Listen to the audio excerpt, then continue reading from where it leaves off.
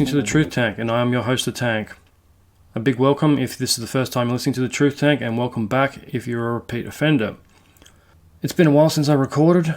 I've been really busy researching the final episode on King Herod the Great. It's taken a while. It's been over a month of research so far. I wanted to have this episode recorded a lot earlier, but that's just how things turn out sometimes. The research took a lot longer than I was expecting, and therefore there was a bit of a delay in the research to recording phase of the show. It's a pretty entertaining and information-packed show, so I hope you enjoy it or get something out of it. Or both. That'd be the preferable outcome. So this show we're going to be focusing on the final years of King Herod's life, mainly his death, decline, and his legacy. We're also going to be having a look at the connection between the king, the sage, and the builder. We'll be getting to that a little later on. So let's waste no more time, let's get straight into it. This is episode 30 of The Truth Tank. This is the 8th and final part of the epic saga of King Herod the Great. The king, the sage, and the builder.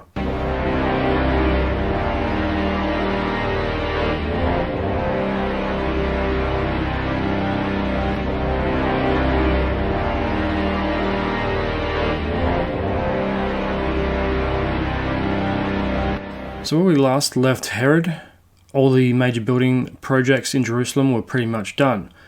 We had a look at Masada, the defensive line of palace forts scattered throughout the Judean desert, the town dedicated to his father, and the legendary port city of Caesarea Maritima.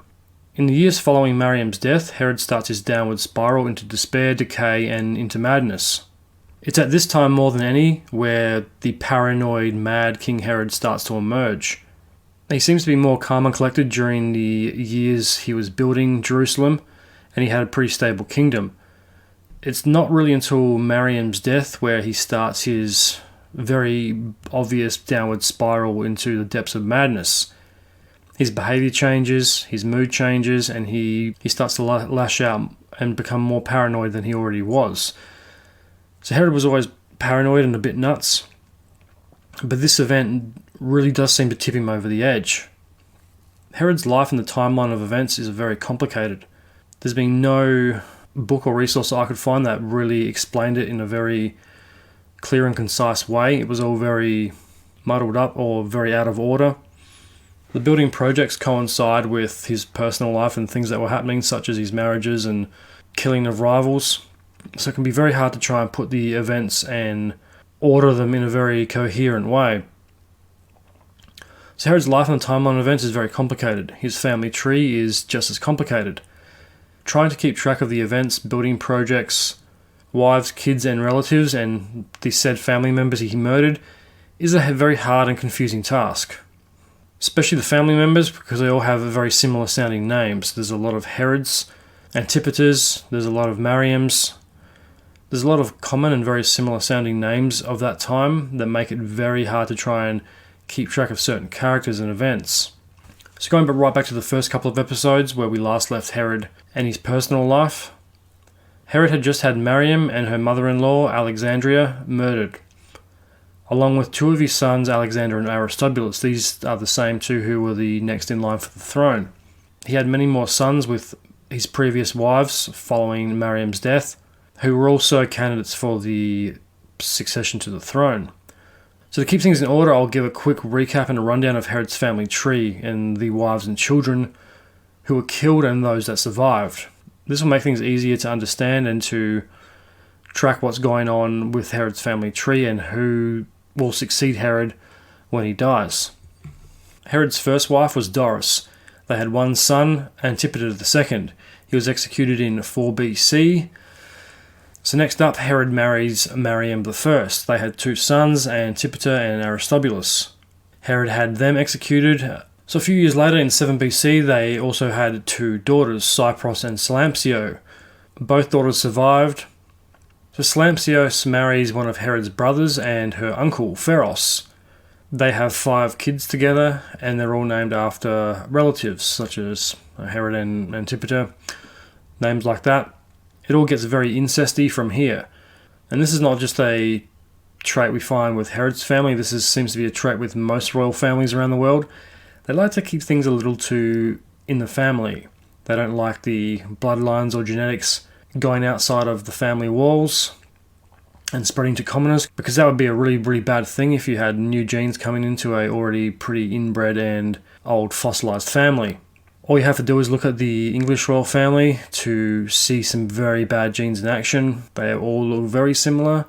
They're all a weird looking bunch too. Prince William looks a bit weird. Harry's really gone off the deep end. At the moment he's probably the fucking weirdest of them all, apart from that alleged pedo, fucking Prince Andrew. This is a very similar trait we've seen with a lot of royal families all throughout history. They keep things too close to home. They'll only breed with a certain demographic of society and certain families that meet the criteria. They don't want all the money and power going outside of the family. They don't want to spread it. They don't want to share it. They want to keep their monopoly on control. And this doesn't go just for royal families. This also applies to a lot of powerful leaders around the world. There's a theory that they're all related to other powerful families or rulers throughout history, including some of the American presidents have been related to some of the kings and dictators of medieval Europe, such as George Bush. He's apparently related to Vlad the Impaler. Go figure. The inbreeding obviously keeps the bloodlines all in the family, and it allows that one family to reign supreme indefinitely until they either breed themselves out or their society has enough of them or they're wiped out somehow. And that's also played out in history. The Russian royal family was assassinated publicly. There's rumours that a couple of them survived. But it was a pretty nasty incident when basically society turned on the ruling elite. So Herod is doing much the same thing. He marries off one of his own kids to an uncle or someone who has some type of connection back to the Maccabean or the Hasmonean bloodline, so they can have a rightful claim over the kingdom, and their children and their heirs won't be challenged for legitimacy of the throne. That's the more realistic way of looking at the whole inbreeding thing. The more Maccabean and Hasmonean blood his heirs have, the more rightful their claim to rule will be. So after Mariam the First comes Mariam the Second. Looking at that on a psychological level, there's a kind of a sick reminder of his first wife. He literally marries a woman who has the same name as his first wife. She might have also looked or resembled like Mariam the First. Who knows? There's not a hell of a lot known about her. Maybe this was his way of making it up to Mariam the First. Or maybe he was just torturing himself for his past sins. Either way you look at it, there's a bit of a sick psychological twist on it. So they have one son, Herod II, who goes on to inherit his father's kingdom for a short while. So I'll start with a quick rundown of Herod's family issues and family members he had killed over the years. So after Mariam II came Malface. The Malface is a very unusual name. It's a very masculine sounding name. It sounds more like a man's name than a woman's. It sounds like a fucking Harry Potter villain. So Malface and Herod have several more children. The originally named Herod Archelaus and Herod Antipas. They also have another daughter called Olympias. Things are getting more confusing. Obviously the names Herod Archelaus and Herod Antipas are direct nods to his father and to his relatives. So next came Cleopatra of Jerusalem. They had one son together, Philip the Tetrarch. So after Cleopatra came Pallas. They had one son, Pharos, obviously named after Herod's favourite brother, Pharos. So after Pallas comes Phaedria. A daughter follows not long after, named Roxanne. After Phaedra comes Ellipsis. Ellipsis and Herod have another daughter, and they name it Salome. And finally, we come down to the final two wives, one of which was a cousin of Herod's, and the final wife was a niece of his. Both are pretty much unknown, and their stories have been lost to history. We can only make assumptions as to who they were and how they fit into the story of Herod. Salome was the last child of Herod's. The last two didn't bear any children, either because they were too young or Herod was too old. Either option is a little creepy. It also makes you wonder why all of a sudden is he marrying his cousin and his niece. Before, when his daughter marries the brother, it's a bit it gets pretty incesty, but now it's getting really creepy. Out of anyone he could marry, he picks a direct relative. It's a very deliberate attempt to keep everything in the family. So it seems like the most obvious and plausible option is that Herod is literally trying to keep everything in the family here. Why else would Herod marry a cousin and a niece if he wasn't trying to keep power firmly within the bloodline of the Herodian dynasty? So Herod's wives, like his mental state, definitely take a noticeable decline. The wives start off normal enough. He's marrying for love or for lust. So the marriages start off normal enough for Herod, besides the plotting, the murder attempts, which usually ends up in one of his wives being executed. The older Herod gets, on the other hand, the more paranoid and unstable he becomes. And there is a definite moral decline in his choice of wife. His first wife, Doris, seems to be out of love. She doesn't try to plot against him or have him killed. On the flip side of that, she is tossed aside when a younger, hotter model arrives. Doris and Herod's first son, and rightful successor to the kingdom, Antipater II, was recalled from exile after the death of Mariam I. He was then made heir to the kingdom and was officially written into the will by Herod. Antipater II even manages to outlast his two stepbrothers, Alexander and Aristobulus. So there must have been a lot of tension between these three. Alexander and Aristobulus were coming for the throne and they wanted Herod gone. So did they plan Antipater's downfall as well, so they could take his spot as the rightful heirs to the kingdom? Or was he inspired to take out his father to gain the throne before the other two beat him to it? Either one of those situations is probably likely. There's a lot of backstabbing and manipulating going on in this family, and they weren't above killing each other to get what they wanted. A lot of historians have called Herod the Mad. They've called him a paranoid tyrant, but you look at his family and you can kind of understand why he was like he was. How mad can you really label Herod when his wives and his kids were planning on murdering him and taking the throne for themselves? Even his sister wanted a piece of the pie, and no one was happy with their place in life. They all wanted what Herod had. They all wanted to rule, but I don't think any of them really had any vision, foresight, or any type of experience leading.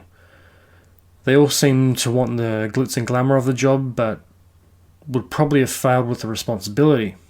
Especially ruling a kingdom that was as diverse and complicated and tumultuous as ancient Judah.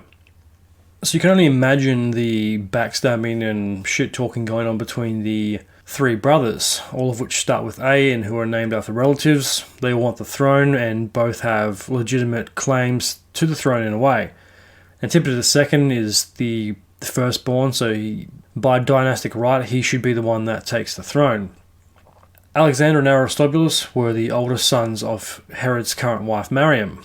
So does that give them right to rule? Antipater II was also exiled from the kingdom. That kind of makes his claim null and void until he's officially written into the will by Herod. Where the other two hadn't, and the other two probably didn't even know about him until one day he's recalled and pops up out of the blue, and they probably thought, well, this guy's coming to take what's rightfully ours. Who does this guy think he is? And Antipater's probably thinking, who are these little punks trying to take what's rightfully mine? So both have a legitimate claim and both don't, in a way. Yeah, they both could split the kingdom, but I don't think any of them have the mentality or the personality to do so. Everyone seems to be in it for themselves, and everyone seems to be very selfish. No one's really taking on the what would be best for Jerusalem approach. It's all what's best for me. So I bet there was some interesting conversations going on behind closed doors. If Antipater did plan something, he doesn't act upon it, nor does he join his brothers. He outlasts them and retains exclusive succession rights after they're both executed by Herod for treason. So this brings up the question, was Antipater siding with his father and his ancestral line of Idumeans? Was this the final conflict of House Maccabee V and the House of Herod? So if you remember back to the earlier shows, Mariam is one of the last descendants of the Maccabean bloodline. Her ancestors didn't get along with Herod's ancestors. He marries her for a more legitimate claim, and also because he is in love/lust with her. So all this takes place around 7 BC. Unfortunately, a few years later in 5 BC, it is Antipater that feels the wrath of Herod and is accused of plotting to kill the king. His mother is also implicated on the plot later on. Because he is a high-ranking member of the family and next in line, and Antipater is brought to the Roman governor. And this guy probably has one of the coolest names in history. His name was Publius Quintilius Varus. However, he cannot pass judgment on such a high-ranking family member, and he needs Caesar's approval to pass a sentence of death on Antipater. So this is pretty serious. Herod is cleaning the slate. He's obviously more than a little upset with Antipater's murder plot. At the same time, Herod probably shouldn't be surprised that his own family is trying to kill him. He's done it to them and they've done it to him enough. It just seems this is how a lot of things are dealt with in the Herodian family. So his succession rights are removed and passed on to the next son, Herod Antipas. In 4 BC, Antipater was executed, but the plot only thickens from there. Another son, Archelaus, was given the right to heir. Herod writes him into the will. Antipas was demoted, and he and Philip were made tetrarchs of the territories. There is a nice quote from Augustus that pretty accurately sums up the succession process and Herod's mental state at the same time. This is the quote: "It's better to be Herod's pig than his son." I think that's pretty accurate. You wouldn't want to be directly related to Herod or pose a threat to succession plans or piss him off in any way, because he's probably going to have you killed. So this brings us to Herod II. He is by this point the oldest living son and the next in line, but due to his opposition to Antipater II's marriage, he was bumped down to second in line. After Antipater II's death, Herod II was the oldest successor. However, his mother was privy to the poisoning plot that Antipater II was executed for, and Herod II was dropped from the will altogether only days before Herod's death. He only manages to survive Herod's wrath because he is living in Rome with his wife Herodias at the time, and he is out of harm's way. He is also a private citizen of Rome and therefore can't be extradited under Roman law. But the plot thickens again, and the cunning and devious Salome interferes, as she always does, and this is Herod's sister. As it turns out, she is the one responsible for the poison plot and not Antipater II. Around the time Herod's sons were given the inheritance of succession, Salome started to plot against Herod, using his sons against him. Ooh, that is deceptive. That's very smart, very cunning, and very evil. She sounds like the Lannister bitch from Game of Thrones. She's always plotting and having people taken out, even if it's their own family. Also, she can take the throne, and this is exactly what Salome's doing. She's using Herod's sons as a weapon against him, and it's working. His mind is so clouded that he can't see what Salome's up to, and she's very secretive and very sneaky. She's done this before when it came to marry him, and she's doing it again. Salome is never found out by Herod, and she always seems to get away with it. She flies very much under the radar, and I don't think Herod ever expected his own sister to be the most devious and deceptive snake in the entire story. He was so concerned about the threat his sons possessed, he wasn't looking at his sister. He was so concerned about the inheritance and who would succeed the throne, that it never occurred to him that his biggest threat was his most loyal supporter, his sister. Salome is definitely one of the most interesting and deceptive characters in the whole tale of King Herod the Great. So why did Salome do this? Was she just jealous? Did she want the throne to herself? Was she jealous of the fact that the sons were getting large portions of the empire and she was getting nothing? Or at the very least, very little compared to the sons? Did she feel like she was the rightful heir to the kingdom of Judah, considering she was also a child of Herod's father? Did she feel left out and betrayed by Herod in his decision? Or was she simply just a jealous little brat that wanted her own slice of the kingdom? She wanted all the fame, fortune and glory that came with the title of ruler, but didn't want to accept the responsibilities that came with leadership. So Salome enlists the help of a servant that she more than likely bribed or manipulated into telling Herod that Antipater was planning on slipping him some poison. At this time, Antipater was in Rome when the news reaches him. In order to clear his name, he returns to Judah and heads for the palace to face his father. Unfortunately for Antipater, he is detained before he can reach Herod, and we know what happened next. He is put on trial for the poison plot, but the mysterious and yet unknown poison is still floating around out there.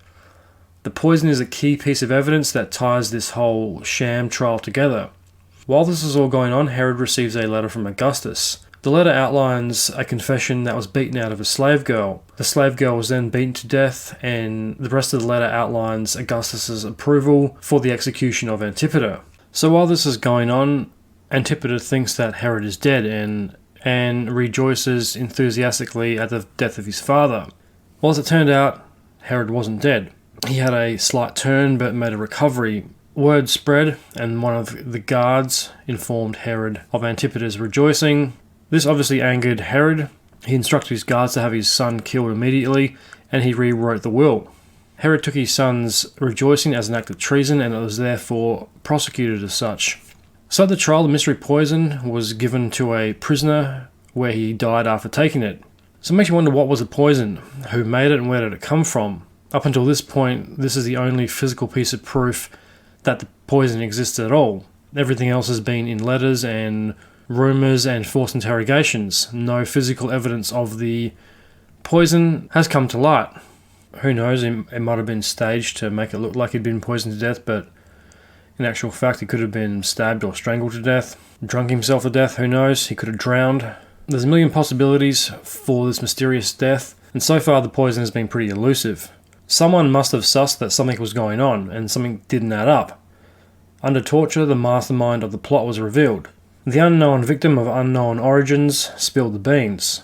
It's not known who this mysterious person was that revealed this information, but we have to assume it was someone close enough to the inner workings of palace life, such as Salome's servant or someone like that. It could have been anyone that worked in the palace or for a certain individual.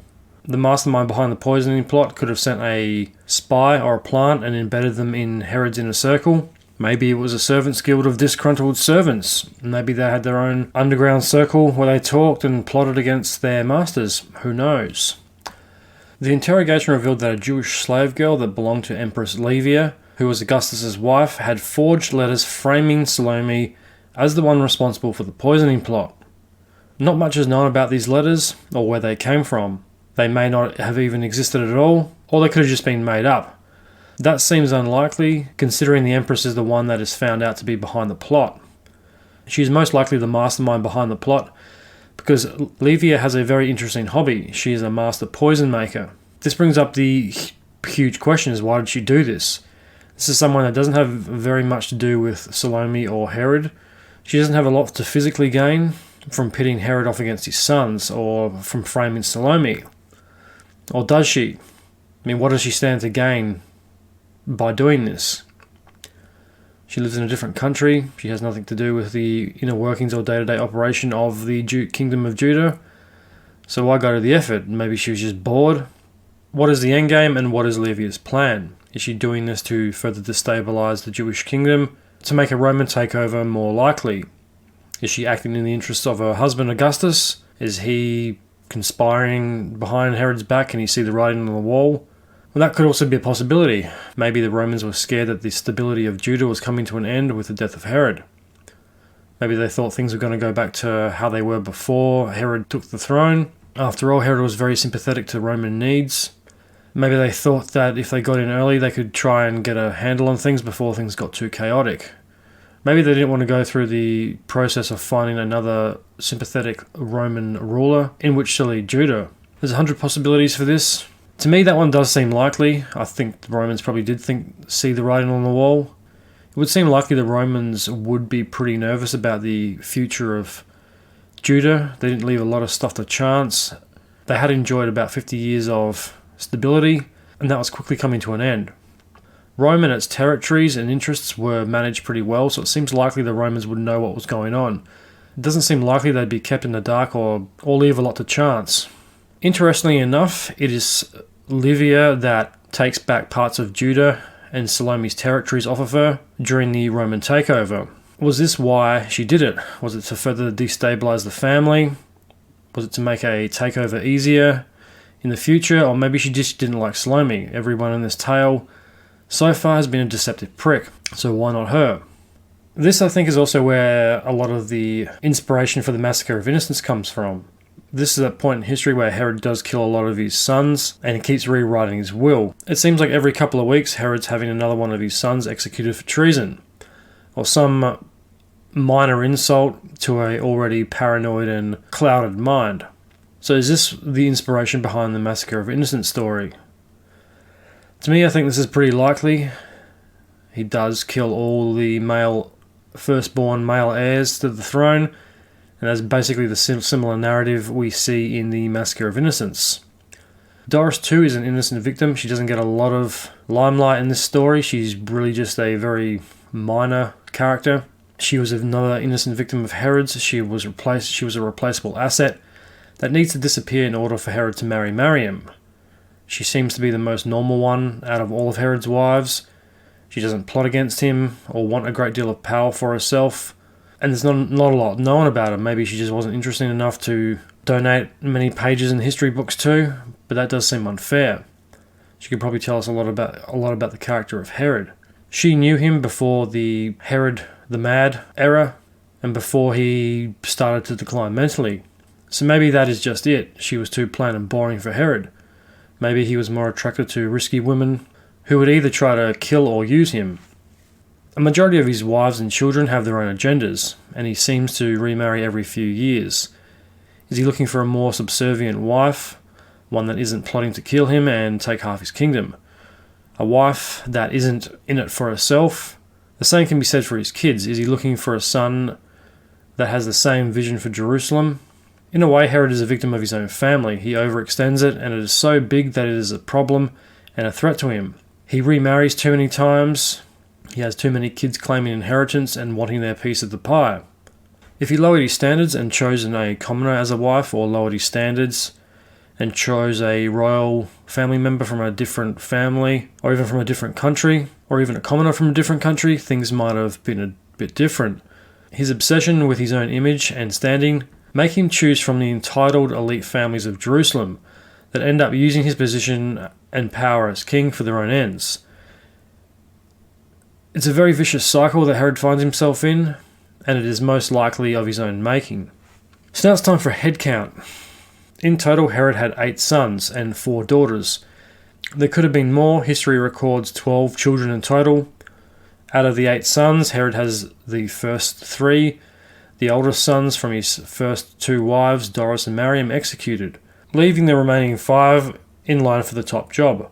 As we've seen, Herod II, son of Mariam II, daughter of Simon the Boethus, a high priest, is demoted and written out of the will after holding the golden ticket for a very short time. The opposition to marriage really sabotaged his chances at taking his father's spot. Herod arranged for Herod II's marriage, the daughter of Herodias, of his second son, Aristobulus IV, which he also kills, leaving her an orphan. Herod II is her half-uncle. Herod likely saw this as a good idea due to her Hasmonean origins, making Herod II's claim to hold the throne a lot more legitimate. So back to it. So this leaves the succession of the throne open. The question is, who will take over after Herod? There are 4 sons left, but which one will rule? Next in line were Herod Archelaus, Herod Antipas, Philip the Tetrarch, and Phasael. So as you can see, this is really fucking confusing. You have 3 sons that are all called Herod, and the rest are named after relatives that Herod liked. In a way, this is a pretty high compliment coming from Herod. If he liked you, he would name a son or daughter after you. If he didn't, you didn't make the cut. This is also very similar to his building projects. He names a lot of them after family members like his father, his brother, and even Mariam, and himself. He named a lot of buildings after himself. I mean, why not? He went through all the effort of making them in the first place, and he might be a little bit of an egomaniac, in a good way. Who will rule and who won't? We can rule out Phasael. Not much is known about him, and his story is lost to history. So this leaves us the 2 Herods and Philip the Tetrarch. It also makes you wonder, did he just want another one of his sons called Herod to be king? It seems likely because he did name a lot of them Herod. Maybe he killed off the other ones because they didn't have Herod in the name. Or was this the plan to name several sons Herod so he could hedge his bets? Especially if he kills a few, there's at least one left called Herod. Or maybe it was as simple as they hadn't plotted against their father, like the previous 3 had. Or maybe it was due to their mother not being politically affiliated. Who knows? Just the ramblings of a podcaster. With so much turmoil, plotting and murdered heirs, choosing a successor was going to be very difficult. Combine that with Herod's rapidly deteriorating health and mental state, add in the bedside purges and his ever-changing and conflicting plans choosing his successor, this was going to be a very, very difficult task. So the only thing to do was to divide the kingdom between the 3 oldest remaining sons and his sister Salome. Herod Archelaus was appointed Entrarch of Judah, Idumea, and Samaria. Emperor Augustus recognized and upheld Herod's will and succession plan to divide the kingdom. Herod Archelaus ruled until 6 CE, where he was removed from power on grounds of him being incompetent. Augustus also combined his territory into one province, also known as Idumea province. A Roman prefect was appointed ruler about the year 41. So next up we have Herod Antipas. He was given rule and made tetrarch of Galilee and Pereira. Herod Antipas ruled pretty much as soon as his father died to around 39 BC, before he was deposed and sent into exile. Philip, aka Philip the Tetrarch, and just as his name suggests, he was made a tetrarch. Philip gets the less glamorous parts of the kingdom, the north and the eastern areas, east of the territories of Jordan. He ruled unhindered until he dies in 34 CE. Salome ruled over Phasaelis, Lamina, and Azotus. She was also given 5,000 drachmae to go with it. She got the smaller share of the kingdom. Pretty much Herod's entire kingdom is eventually taken over by Roman rule after his son's death, or by military occupation. I'm pretty sure that this is the Herod that encounters Jesus and John the Baptist in the Bible. So Herod Archelaus had the largest share of the kingdom. He also had all the best cities, palaces, forts, and areas. So this could also be why he was deposed and sent into exile. Maybe the Romans just wanted these areas. After all, they had all the cool stuff in them. They had all the best cities and areas. Some of these areas included Jerusalem, Masada, Caesarea Maritima, and some key geographic and environmental features like the Forest of Engaddi. Maybe they just wanted all these places for themselves. The forest could have provided resources. They could control the ports. They can control the trade, distribution of wealth, and the importing and exporting of goods and soldiers into the area. Who knows? Does seem likely. So Herod Antipas got the second largest share. His region included some of the secondary cities and areas. While this is still a good area to have and to rule over, it wasn't as nice and it wasn't as popular as the areas governed by his brother. It lacked sex appeal. So Philip got the short end of the stick. He's got the northern region that nobody really cared about. He had some third-tier cities, which really had no sex appeal and not a lot of glamour. This is probably also why he ruled for such a long time and was so unhindered, is that no one wanted it and no one cared. It didn't have any resources that were worth taking, and it wasn't of any strategic importance to the Roman military. So maybe that's why Philip went unhindered for all those years. He could just hide up in the northern areas of the state, unbothered by anybody. He knew the Romans weren't going to come for him. There was nothing worth taking, and they could turn their attention to the much more glamorous parts of Jerusalem. So this brings us to Salome. She got a nice consolation prize, while her area was pretty tiny in geographic size compared to the rest. It did have a couple of nice port areas and a few key strategic advantages, such as Ashelkon. Salome was also gifted Roman Syria. So now time for the main event, the decline of the king. Herod has always been straddling the line between madman and genius. He'd been doing this for a while. He had his problems for sure, and he did do some unforgivable things like murder a large portion of his own family, and anyone he considered a threat to his rule. Yes, he was a madman, but in the historical overview of madmen, despot rulers, and psychotic dictators, Herod ranks pretty low.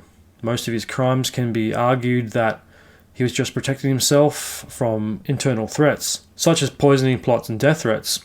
I'm not excusing his actions, I'm rather justifying the complexity of the situation. Every action has a reaction, and Herod's reactions and actions are just more extreme than those who are trying to take power from him. He also has the power to enact reprisals against people who have wronged him. He is the king, he has a lot of resources at his disposal, he has his own security team. So if Herod wants someone out of the picture or someone killed, he does have the power to do it. A lot of history books paint this picture of Herod as being a madman and a tyrant, which I think is very unfair. After all, you can't exactly say the guy had a stress-free life, or that members of his own family hadn't planned on murdering him. And this is also a reoccurring theme, and that's not taking into account the external threats such as assassination attempts by political rivals, devotees, and the ruling elites, and the normal citizens that didn't like him that much. He had a lot of enemies on many fronts, and he had to watch his back. And I think that this is also illustrated in his architecture. He spends a lot of time and money and resources building palace forts in the middle of the Judean desert. And as we saw in the last show, he's setting up a defensive line of palace forts in the middle of nowhere, just so he can feel safe from threats. By the time Herod had drawn up his third will, he was a rotting shadow of his former self, a putrid shell of a great man and visionary builder of Jerusalem. Herod's decline was well underway. Ever since he had Mariam put to death, he becomes more and more mentally unstable. Herod is in his 60s by this point and afflicted with several illnesses. By most accounts, he is a putrid walking corpse, who is literally rotting from the inside out and even more paranoid. It wasn't just his family or those in his inner circle that noticed. The Jewish people knew something was up. Herod's sickness clouded and hindered his decision-making abilities. There's a very famous case in which Herod has a bronze eagle statue placed on the gates of the temple. And this is a pretty bad idea, as we've seen on previous episodes. You can't have any idols or depict animals or humans of any kind in Jewish belief. So this is a pretty big issue. It causes a lot of conflict and pisses off a large amount of the population. A group of young worshippers climb up to the roof of the temple, which in itself is a big no-no. They then abseiled down to the gate and removed the statue in front of the packed courtyard. The youths rappelled down to the ground after the destruction of the eagle. To the cheering crowd, who would have been more than happy to see this violation of Jewish law come crashing down.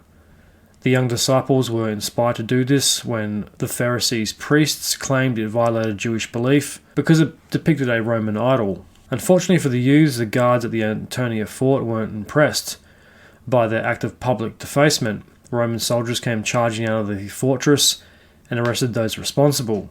The group was brought before the king, as Herod was too sick to move very far. Once before the king, they pleaded their case to Herod, claiming that they were only following the teachings of the Torah by destroying a false idol.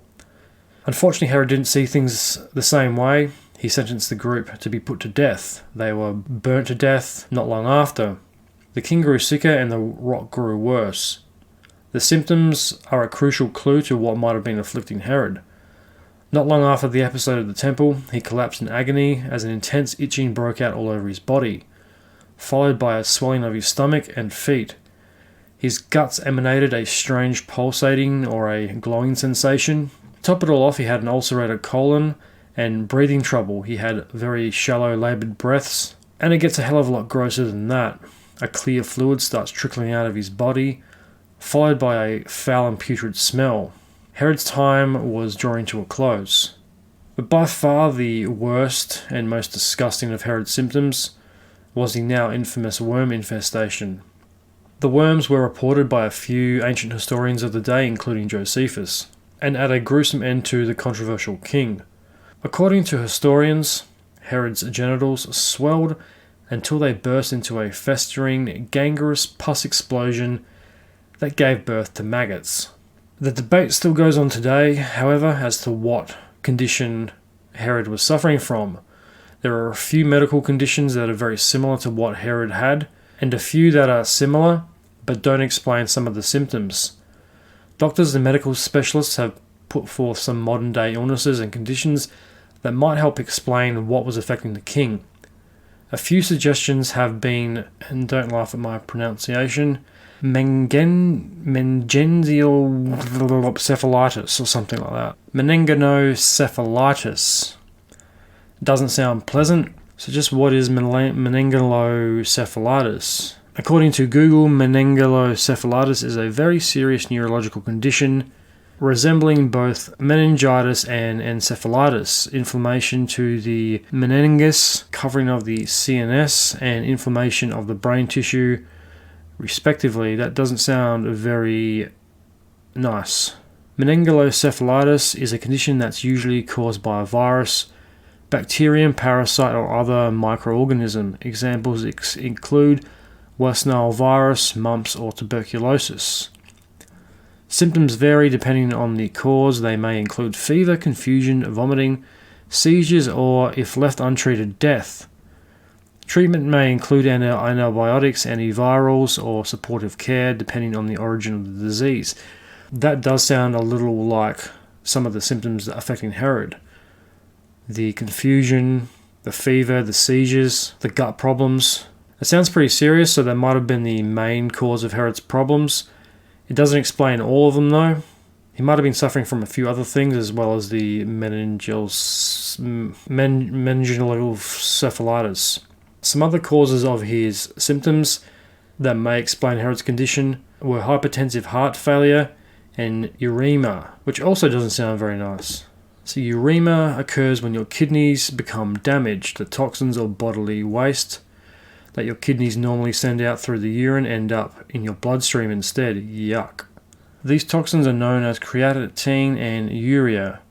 Uremia is a serious condition and, if untreated, can be life-threatening. Yeah, my pronunciation of these conditions is horrible, but I'm doing my best. That also does sound like some of Herod's symptoms, but not all of them. So hypertensive heart disease is the number one cause of death associated with high blood pressure, according to WebMD. Herod undoubtedly would have had very high blood pressure. Given the day-to-day stress the guy had to go through, the murder plots, keeping everybody happy, keeping the people happy, keeping the people and the priests and the ruling elites and the Romans happy all at the same time, getting these building projects approved and financed, getting the building projects completed on time and on budget, would have been very stressful and would have undoubtedly raised his blood pressure quite a lot. Combine that with a very rich diet and a lot of alcohol and other external factors, his blood pressure would have been through the roof. So the article goes on. So it refers to a group of disorders that includes heart failure, ischemic heart disease, and left ventricular hypertrophy, excessive thickening of the heart muscle. Diabetes mellitus has been thrown out there as an underlying aortical condition, one that worsens his health and might help explain the maggots, convulsions, pain, and the gangrene. So the final and most disgusting condition, the ball bag bursting pus maggot one, known as Fournier's gangrene. Just a warning, listener discretion is advised. This is going to get gross really quick. So I had to look into this Fournier's gangrene, which was probably the grossest and worst thing I've ever had to research for this show. But to find out more about this Fournier's gangrene, I came across a site called rarediseases.org. I'm going to read out some of the discussion and the signs and symptoms and causes of Fournier's gangrene. Those of you with a weak stomach, you might want to skip this part of the podcast. Alright, you've been warned. Fournier's gangrene is an acute neurotic infection of the scrotum, penis, or the perineum. It is characterized by scrotum pain and redness with rapid progression to gangrene and sloughing of tissue. Fournier's gangrene is usually secondary to perirectal or periurethral infections associated with local trauma, operative procedures, or urinary tract disease. Since 1950, more than 1,800 cases of the study have been reported in English language medical literature. This disease occurs worldwide, and although it is recognized more frequently among male adults, has been identified also among women and children. Treatment usually consists of a surgical removal, debridement of extensive areas of dead tissue, necrotic, and the administration of broad-spectrum intravenous antibiotics. Surgical reconstructions may follow where necessary. Gross. So signs and symptoms. Symptoms include fever, general discomfort, malaise, moderate to severe pain and swelling in the genital and anal areas, followed by rankness and smell of the affected tissues, fetid sputination, leading to full-blown fulminating gangrene. Rubbing the affected area yields a distinct sound of the gas in the wound and the tissue moving against one another. In severe cases, the death of tissue can extend to parts of the thighs, through the abdominal wall and up to the chest wall. Yuck. It's interesting they mentioned a foul smell. It's highly likely that this is probably the cause of the putrid and horrid smell coming from Herod. The other diseases we've looked at don't really describe a horrid smell. This one specifically mentions a rankness of smell from the affected tissue.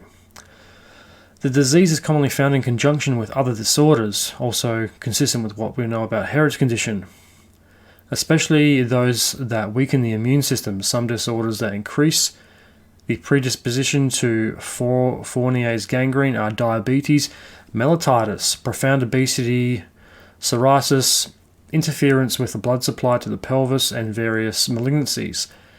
It kind of ticks all the boxes for Herod. If the precursor disease was diabetes mellitus, that would explain most of Herod's condition. This seems to be a follow-up disease to diabetes mellitus, and it's probably the most likely cause of what was afflicting Herod. He most likely had both of these diseases, if not a few others, plus the hypertensive heart failure and the other ones I mentioned. Causes. Portals of the entry for the bacteria, fungi and or viruses responsible for a particular cause of Fournier's gangrene are generally correlatal, urogenital or cutaneous in origin. Anorectal abscesses, urinary tract infections, surgical instrumentation and other contributing factors have all been implicated. Some cases continue to be of unknown cause. Why this process occasionally develops in individuals with common ailments is still not understood. There are many ways for the virulent microorganism to gain access to the host, where the compromised immunological system is unable to prevent the infection from taking hold. The virulence of the resulting disorder is thought to be enhanced by the toxins and enzymes produced by the combination of microorganisms. Interesting and disgusting. And that was on rarediseases.org. So I found an article on newscientist.com entitled Gruesome Death for Brutal Biblical Ruler. The article is by Emma Young from 25th of January 2002. So King Herod the Great, the bloody ruler of ancient Judah, died from a combination of chronic kidney disease and a rare infection that causes gangrene of the genitalia. According to new analysis of historical records, the text that depend on for a close description of Herod's last days lists several major features of this disease that caused his death. Among them, the itching, painful intestinal problems with yada yada yada. Says Ian Hermishman, professor of medicine at the University of Washington in Seattle. It has been suggested that complications of gonorrhea caused Herod's death in 4 BC, at the age of 69. But a systemic analysis of reported symptoms suggests otherwise, Hirschman says. He found that chronic kidney disease accounted for nearly all of the features of Herod's illness, except the genital gangrene. I finally concluded that the most likely explanation was that his chronic kidney disease was complicated by an unusual infection of the male genitalia called Fournier's gangrene, Hirschman says. Only about 500 cases of Fournier's gangrene have been recorded in the medical literature. It is caused when Staphylococcus, Streptococcus or E. coli bacteria infects and starts to rapidly kill cells, turning tissue black. Historical records record Herod's 36 reign as brutal and ruthless. Yada yada yada. End of article. So this brings up the next question. Is this what really happened to Herod? Due to his unpopularity, is he another victim of history? Josephus has provided us with the most comprehensive history of Herod. However, his accounts are based on a few earlier histories and biographies. This brings up the question, are Josephus' accounts biased or influenced by others' works? The medical knowledge wouldn't have been known at the time, so no one would have questioned it. If someone wrote a history on Herod who didn't like him or approve of his way of doing things, they could change a few details here and there or take some creative liberties. Even though Josephus and other historians are where we today get our histories from, they're not always 100% accurate. So I found another article on abcnews.go.com entitled Researchers Diagnose Herod the Great by Amanda Onion, 7th of January 2006. This is very similar to the last article, and the information comes from Mr. Hirschman of the University of Seattle.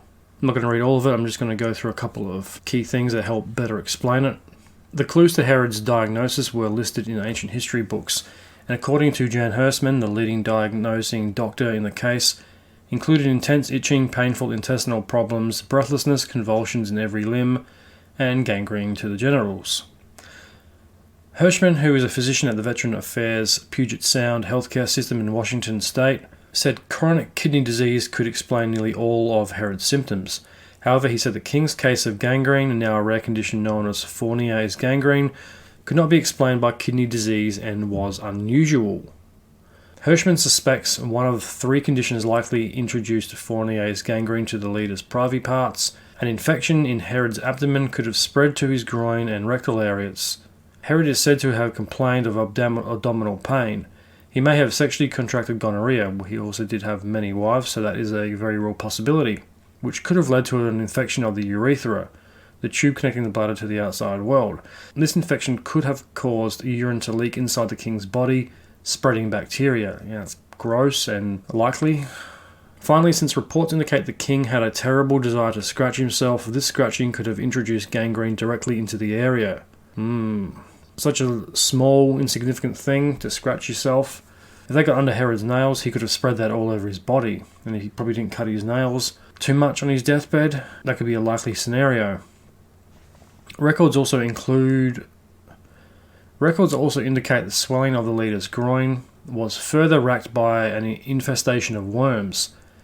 Hirschman says what may have looked like worms could have actually been shredded pieces of skin, although he says there is a possibility they were real. This is a quote from him. There could have been maggots feeding on the tissue, said Philip Makowick, chief of the Medical Care Clinical Center at the Veterans Affairs Maryland Healthcare System, who oversees an annual conference at the center to diagnose historical figures. It's tough to know how long he was suffering, but it was probably months, possibly a couple of years. Some might say Herod, who died in 4 BC, deserved an unpleasant end. Flavius Josephus, a Jewish historian who wrote about the infamous king roughly 100 years after his death, described the leader as a productive, successful builder in his youth, who became an increasingly paranoid and ruthless during the final decade of his 36-year reign. The main problem was he married too often, and each wife produced princes who schemed to be number one, said Paul Meyer, a professor of ancient history of Western Michigan University who published a book about Josephus' writings. They turned Herod into a tyrant, and the house of Herod into a can of worms. No pun intended. Herod the Great eventually killed 3 of his sons, yada yada yada. I'm skipping through this. So later in the article, it explains some of the treatments and therapy Herod underwent. So one of them was the hot oil therapy. So in an effort to fend off his afflictions, Herod the Great summoned the nation's best physicians to his side. The medical team decided to place the king in a tub of hot oil, which needless to say didn't help and even temporarily blinded him. This is a quote. At that time they believed that health and disease all depended on the interaction of the 4 vital humours: blood, black bile, yellow bile, and phlegm, said Makowick.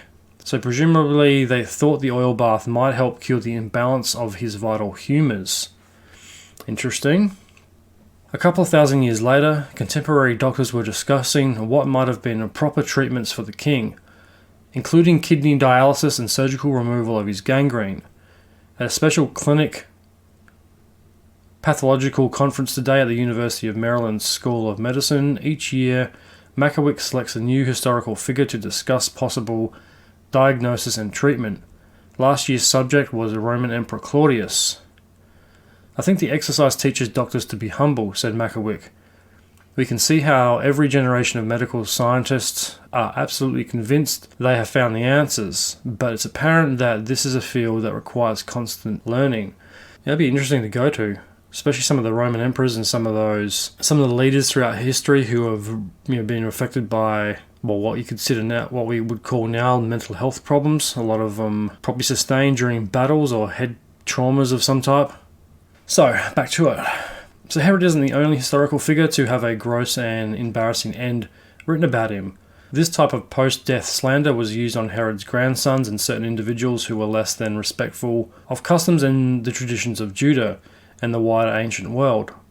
So I'm just going to read a quick excerpt from Jerusalem, the biography by Simon Sebag Montefiore. This has been a very invaluable resource while researching King Herod. It covers the entire history of Jerusalem. It is an excellent book. I highly recommend you read it if you have any interest in the history of Jerusalem, Jewish history, or biblical history, or Roman history, or Greek, or any of the other cultures that had anything to do with ancient Judah. In this little passage, he basically sums up how this was a propaganda tool used as a way of discrediting so-called sinners. Herod's grandsons had a very similar end ascribed to them. It's a posthumous way of insulting a deceased ruler. They can't exactly defend themselves or contradict what someone said about them. And this comes from Jerusalem, the biography by Simon Sebag Montefries.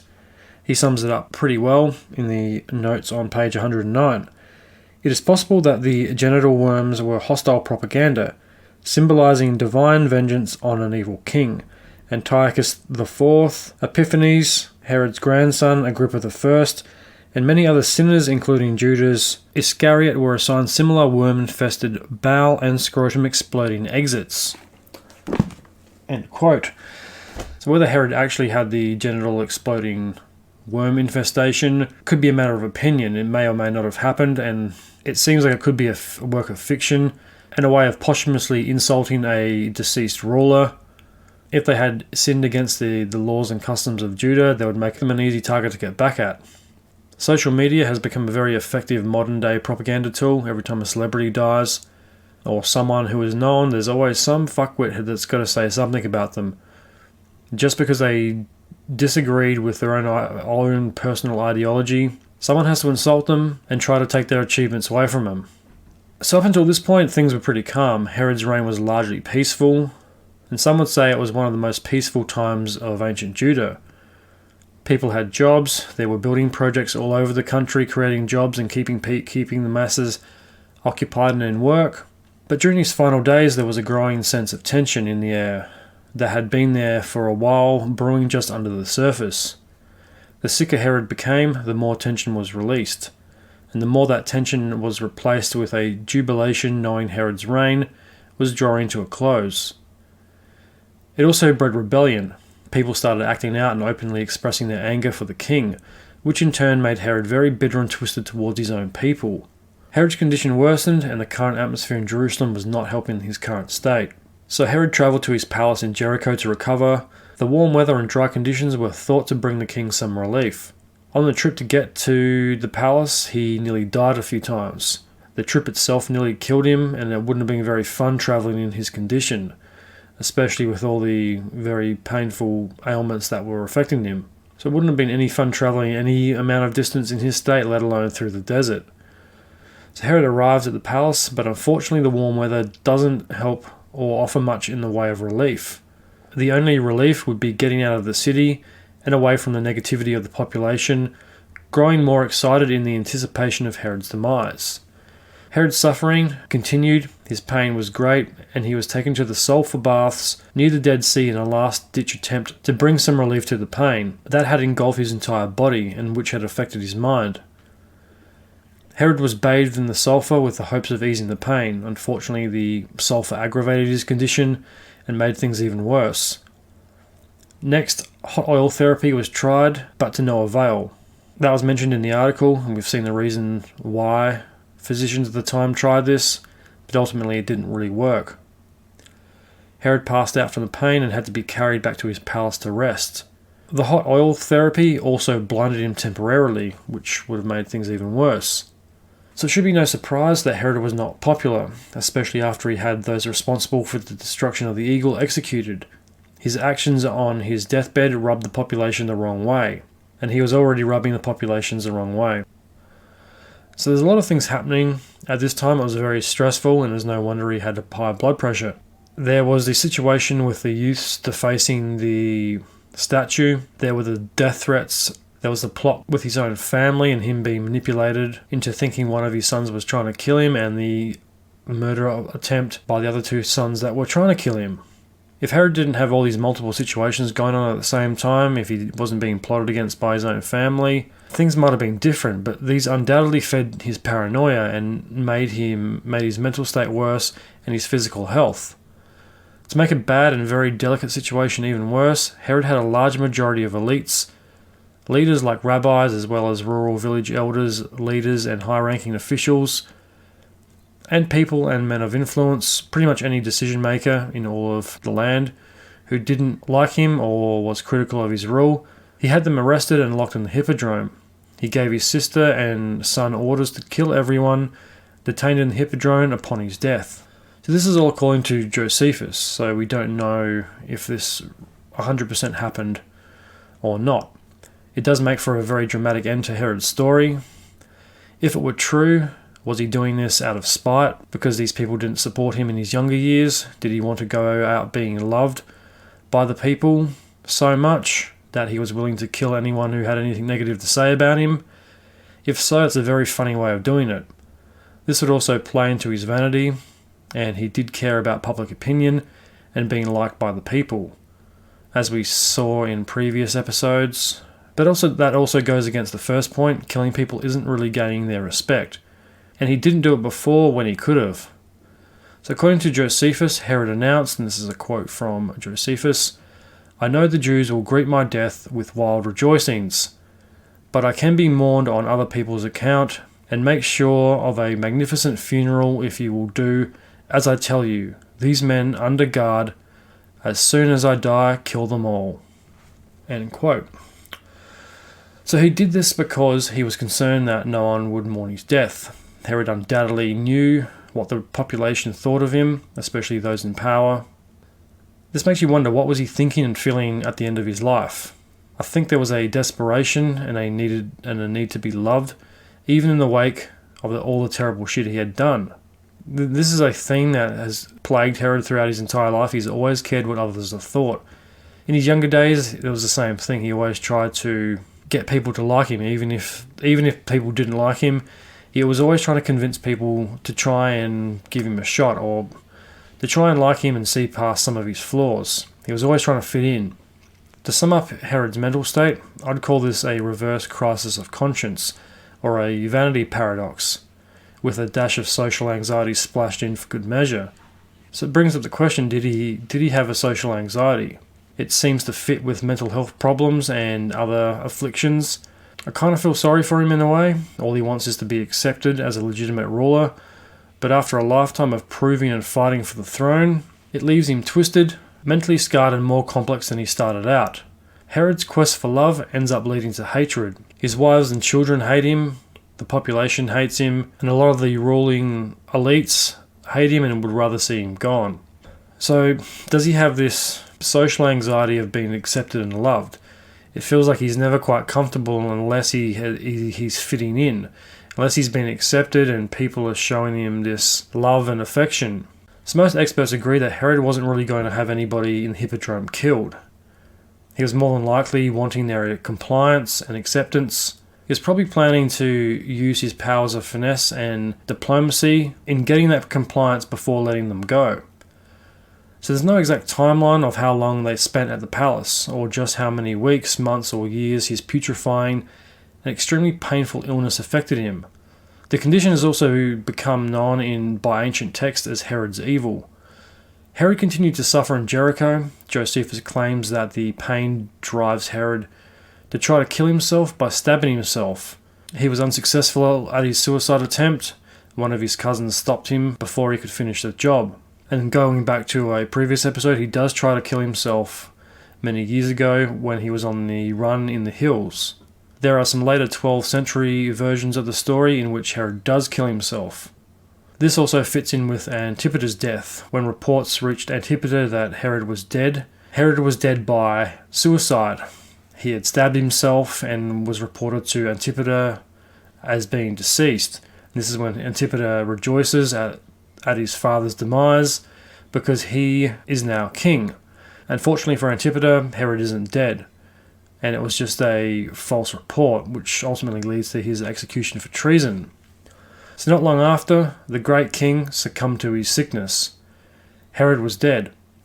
He died in his Jericho palace on the 4th of March around the year 1 to 4 BCE.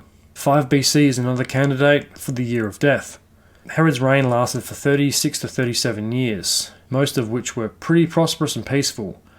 Archelaus, the next son in line for succession, did a happy dance at the news of his father's death, rejoicing in the knowledge that he would get to rule Judah. His positivity at the situation stunned even Herod's ruthless family. Herod's body was draped in the finest purple fabrics and gold and placed on a catafalque. His head wore the crown while his hands held the scepter. A funeral parade was led by Archelaus and his loyal bodyguards and over 500 servants who carried various spices during the procession. This was more than likely to cover up the smell of his festering corpse. Carrying a rotting, putrid corpse through a desert would have smelt pretty bad. Even if he was in a sarcophagus or a coffin of some type, it would still stink pretty badly. They obviously didn't have any air freshener back then, so spices were the next best thing. The procession was a 24-mile journey that ended in Herodium, where Herod was buried in his tomb, which had been prearranged by Herod. Alas, the great king was laid to rest. The tomb remained lost for 2,000 years before being found by Netzer in 2007. I'm now going to read pages 118 and 119 of the Jewish War by Josephus. These two pages are probably the best historical account of Herod's death. While he was giving these instructions, a dispatch arrived from his ambassador at Rome to notify him that a Caesar's command Acum had been executed and Antipater condemned to death. It went on to say if his father preferred merely to banish him, Caesar had no objection, for while Herod felt rather more cheerful, but later he was so tormented by the lack of food and a ranking cough that his sufferings mustered him, and he made an effort to anticipate his appointed end. He took an apple and asked for a knife, it being his habit to cut up apples when he ate them. Then, looking round to make sure there was no one to stop him, he raised his hand to stab himself, but his cousin Achab dashed up and stopped him by grasping his wrist. At once loud cries went up in the palace as if the king had gone. Antipater soon heard the cheering news, and in his delight offered his jailers a handsome bribe to loose him and let him go. But the prison governor not only put a stop to this, but ran and told the king of his attempt. Herod uttered a shout louder than seemed possible in so sick a man, and at once sent his bodyguard to put Antipater to death. After ordering his body to be interred at Haracana, he again modified his will, naming as heir Archelaus, his eldest son, and as tetrarch Archelaus' brother Antipater. He survived his son's execution by only 5 days, reckoning from the date when he put Antigonus to death and became master of the state. His reign had lasted 33 years, reckoning from his proclamation by the Romans as king, 36. In most respects he enjoyed good fortune, if ever a man did. He came to the throne though he was a commoner, occupied it a very long time and left it to his own children, but in his family life he was the most unfortunate of men. Before the military knew Herod was dead, Salome went out with her husband and freed the prisoners, whom the king had ordered to be murdered. She told them the king had changed his mind and was permitting them all to go home again. When they were safely out of the way, she informed the soldiers of the true situation and summoned them to a joint meeting with the civilian population in the amphitheatre of Jericho. Here Ptolemy came forward, displaying the signet ring entrusted to him by the king, to whom he paid the warmest tribute, followed by words of advice to the civilians present. Next he read aloud the letter Herod had left for the troops, in which he made a lengthy appeal for loyalty to his successor. After the letter he opened and read the final will, in which Philip was named as heir to Trachonitis and the neighbouring districts, Antipas as tetrarch, as explained above, and Archelaus as king. Archelaus was to take Herod's ring to Caesar with the state documents under seal, as Caesar was in sole charge of all his dispositions and the exeter of his will. All other provisions of the earlier will remain valid.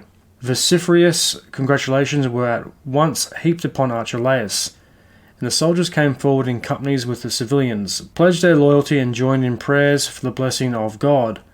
Then they turned to the task of the king's burial. Everything possible was done by Archelaus to add to the magnificence. He brought out all the royal ornaments to be carried in the procession in honour of the dead monarch. There was a solid gold bier adorned with precious stones and draped with the richest purple. On it lay the body wrapped in crimson, with a diadem resting on the head, and above that a golden crown, and the sceptre by the right hand. The bier was escorted by Herod's son and the whole body of his kinsmen, followed by his spearmen, the Thracian company, and his Germans and Gauls, all in full battle order. The rest of the army led the way, fully armed and in perfect order, headed by the commanders and all the officers and followed by 500 of the house slaves and freed men carrying spices. The body was borne 24 miles to Herodium, where by the late king's command it was buried. So ends the story of Herod. So there you have it. That's what Josephus has to say on the death of Herod. Like everything, there is some debate of the year of his death. Some put it in the year 1 BC, and others 4 BC, largely due to the dating of his son's reign in 4 BC. So this is largely done so the sons could backdate their rule to the time where Herod was still alive to make it seem more legitimate. Josephus' account is more cosmically dramatic. In his account, Herod's death is foretold with a lunar eclipse followed by Passover. As it turns out, there was a partial eclipse on the 13th of March 4 BCE, which was around 28 to 29 days before Passover. So is this the eclipse Josephus was talking about? There were several more eclipses around this time, and it just so happens that they all fall in the same years as the estimated years of Herod's death. There were more eclipses in 5 BCE and 2 more occurring in 1 BCE. One was a total lunar eclipse that happened on the 10th of January, and the other was a partial lunar eclipse on the 29th of December. So is this a sign of the divine prophecy? Was Herod's life and death written in the great cycles of time? Was the universe telling us of pre-planned events? Or is it a spiritual sign of the king and the newborn Messiah? Think about it. Leaders rise and fall, new messiahs are born, and the cycle continues. Around the time Herod was giving his last orders out and finalizing the complete clusterfuck of a succession plan, a child was born that would change the future of religious and spiritual belief forever, and that boy was called Joshua ben Joseph, also known as Jesus. This leads us to the massacre of innocents and the Davidian conspiracy. Herod is accused of a lot of bad shit, but is there any truth at all behind the massacre of innocents and the Davidian conspiracy? According to the Gospel of Matthew, Herod is accused of killing all male babies 2 years and under in Bethlehem in order to eliminate the prophesied king of the Jews and threat to Herod's reign. It was also rumoured that Jesus' parents, Mary and Joseph, were descendants of the house of David, making their bloodline the rightful heirs to the throne of Judah. In the Gospel of Matthew, Herod gives the orders on his deathbed to kill the Davidian child by murdering all babies in the area. Meanwhile, his parents hide out in Egypt until they hear news of Herod's death. And there's the problem, he was on his deathbed. I'm not too sure Herod would be too concerned about a newborn baby that can overthrow him. I think he's got bigger things to worry about, such as the scrotal bursting explosion of pus worms, ulcerated bowels, the oozing of pus, and all the other fun things that come with his condition. Josephus makes no mention of the alleged massacre, and so far he has been critical of Herod's ill-advised episodes. He didn't have a problem reporting on the murders of his sons, so why would he leave out this? Given the gravity of the story, Josephus isn't 100% accurate, but he is the closest and most reliable source we have. So for a bit more clarity, I'm referring back to Jerusalem, the biography by Simon Sebag Montefiore. This is from page 110. Jesus' birth is historically challenging. The Gospel's contradictory. No one knows the date, but it was probably before Herod's death in 4 BC, which means Jesus died in his early 30s if he was crucified in AD 29 to 30, 40 if it was AD 36. The story of the census summoning the family to Bethlehem is not historical because Quirinius' census took place after Herod's successor, Archelaus. He was deposed in AD 6, almost 10 years after Jesus' birth. In recounting the journey to Bethlehem in the Davidic genealogy, Matthew's Gospel provides Jesus with the royal birth and fulfillment of prophecy. For thus it is written by the prophet, the massacre of innocents, and the escape to Egypt are clearly inspired by the Passover story. One of the 10 plagues was the killing of the firstborn. Wherever Jesus was born, it is likely that the family did travel to the temple for the sacrifice. Muslim tradition expanded on by the Crusaders believes that Jesus was raised in the chapel beneath Al-Aqsa Mosque. Jesus' cradle. Jesus' family is mysterious. After the birth, Joseph simply disappears from the Gospel. Matthew and Luke state that Mary remained a virgin and Jesus was fathered by God, an idea familiar in Roman and Greek theology, and also suggested in Isaiah's prophecy of Emmanuel. But Matthew, Mark and John named Jesus' brother James, Jose, Judas and Simon, along with the sister, Salome. Oh, there's that name again, Salome. So maybe there is some overlapping cyclical narrative to all these biblical and historical stories. When Mary's virginity became Christian dogma, the existence of these other children became inconvenient. John mentions Mary, the wife of Celiphas. If Joseph died young, Mary may have married this Celiphas and had more children, because after the crucifixion, Jesus was succeeded as leader first by his brother James, then by Simon, son of Celiphas. It's also an episode that most historians are critical of, mainly because there is no evidence. The Massacre of Innocents also draws a very similar narrative to the book of Exodus and the Pharaoh's slaughter of Hebrew children in the Moses story.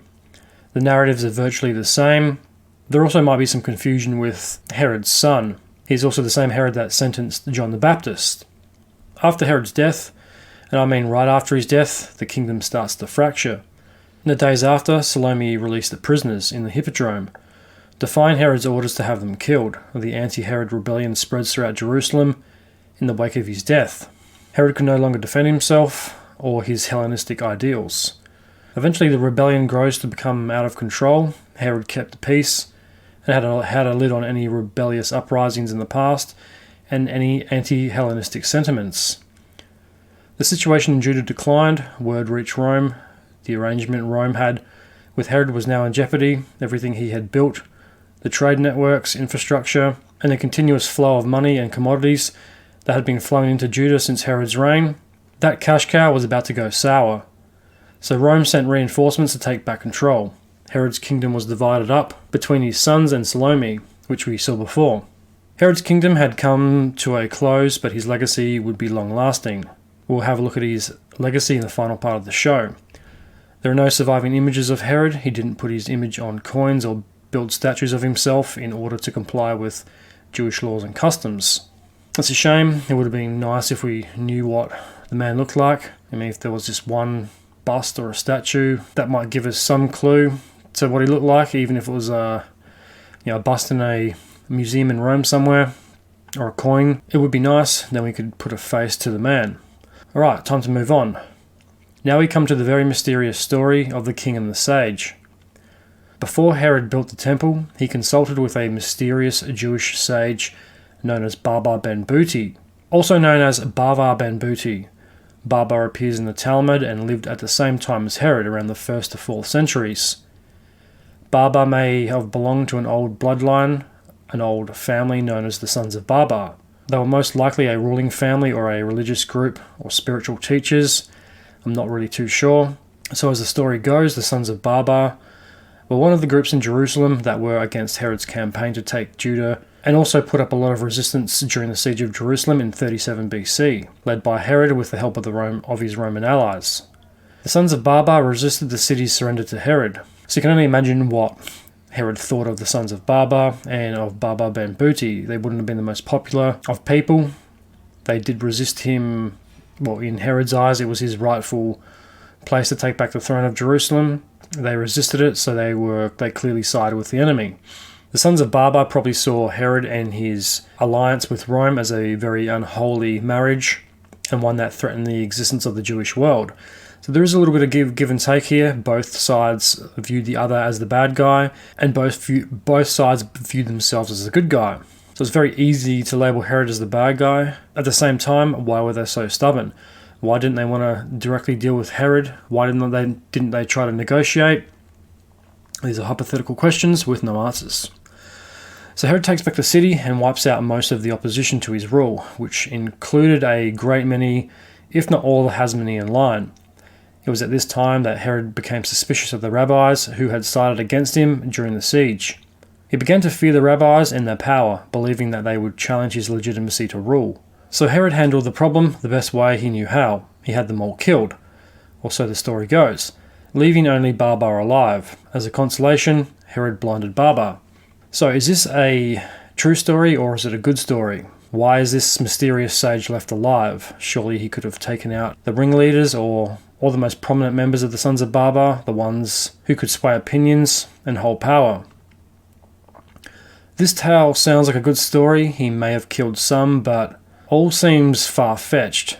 At the same time, it could also be true. This is definitely in Herod's wheelhouse. But besides the war, slaughtering all that oppose him isn't really Herod's style, unless they're directly related to him or they could possibly take the throne from him. I mean, Herod was a warrior once, and war was war. Herod is more strategic than that. It also brings up the question, did Herod personally blind Barbar, or did he have his henchmen do it? There's no explanation as to the significance of the blinding. Is this so he couldn't identify Herod? Is there more of a psychological symbolism to the blinding?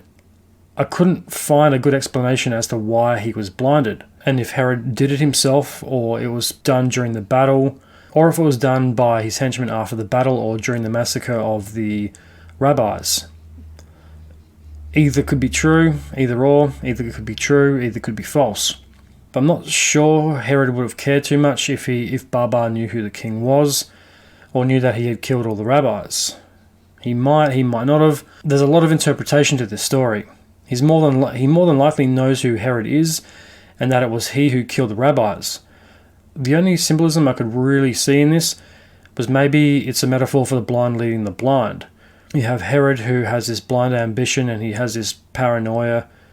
He's so obsessed with the rabbis being able to manipulate power against him. The only way he sees out of it is to kill them rather than negotiate things, turn enemies into friends, and relationship build, get these guys on side. The easier option is just to kill them all, except for Barbar. So in turn, Barbar is also blind. So maybe this is a metaphor for maybe Barbar could have influenced the rabbis to deal with Herod, to make an alliance with him, to relationship build, to get on his side and to enact change through the relationship built with Herod rather than have a perpetual cycle of war and death. I don't know, it's just a theory. That's the only theory I could come up with. But it also might be done to make Herod seem crueler than he was, especially by those who didn't like Herod. Herod is no worse or better than anyone else in history, yet a lot of fuss is made about him and his tyrannical way of ruling. Is this purely because it was such a religious hotbed and there were so many ideologies going on in the one place, everyone wanted a part of it? There's far worse in history, and there's also far better. Few were as ambitious or achieved or built as much as Herod. So the story continues. So Barbar was protected for 12 years by a man named Costobarus. He was an acquaintance of Herod's, and he was married to his sister Salome. He must have been a high-ranking individual, or at least a mid-level guy in the military or in some type of position of power. He also must have had some sway if he was able to pull Herod's sister. So the name suggests that he is Greek in origin. So as it turns out, Costobarus hails from a well-respected noble family of priests from Idumea. So Costobarus had served Herod throughout his campaign taking Jerusalem. After the siege, he was given the responsibility of controlling the exits of the city during the mop-up phase of the siege. This would have been a very, very chaotic city to be in. It would have been in the days following the battle. You could just imagine the amount of refugees leaving the city. There would have been people leaving in droves, some out of fear of the new king, others of the Romans. So Costobarus was given a pretty important job to control the city's exits. He would have probably been responsible for checking people, making sure you weren't a wanted member of the resistance or anyone who stood up to Herod. He was obviously more than competent to get the job done. That's why he got it.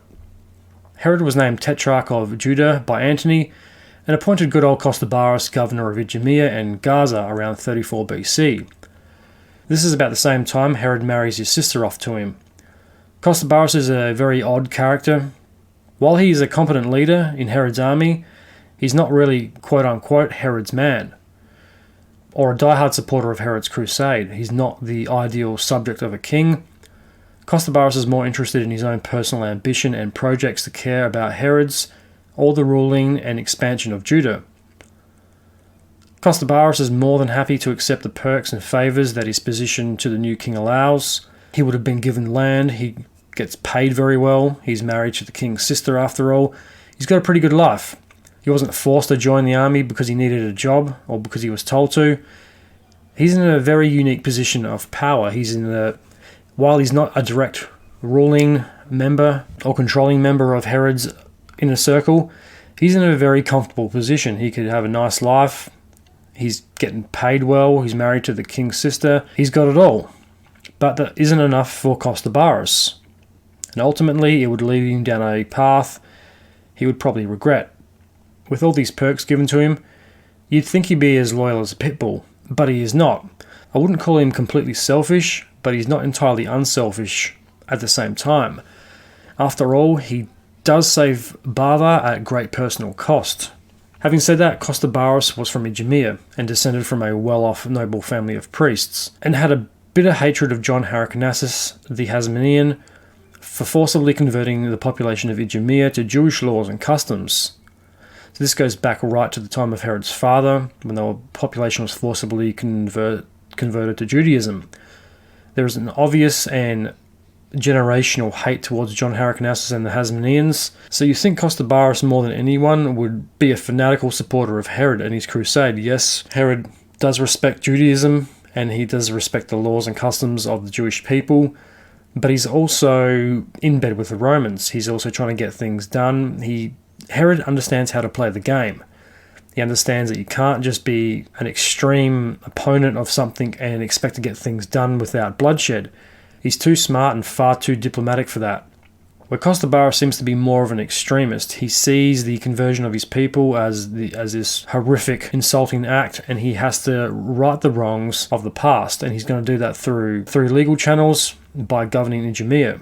If he was closer to Herod and showed his loyalty, maybe he could enact more change through Herod's power rather than go out on his own. Having said that, he's ambitious and you've got to respect him. You've got to respect an ambitious person for going out on a limb and trying something that no one else so far has had the balls to do, besides Herod. So as we have seen so far, Herod's family went along with the Jewish laws. His father hadn't resisted conversion. At the same time, Herod's father didn't really have a choice. It was probably more of a join or die or get sold into slavery type of situation. Herod accommodated and was very considerate of Jewish customs when building Jerusalem, especially the temple and civic projects. So maybe this was a contributing factor to Costobarus' reservations for Herod's rule. The Herods did benefit politically and personally from accepting Jewish customs from the Hasmoneans and John Hyrcanus, even though they eventually did go to war. Herod's family was far better off than the average Jewish family. So due to this and Herod's love and respect for the Jewish beliefs, Costobarus didn't think it was appropriate to follow Herod's orders. He also didn't think it was fair that the people of Idumea were forced to believe and practice a belief system that wasn't their own.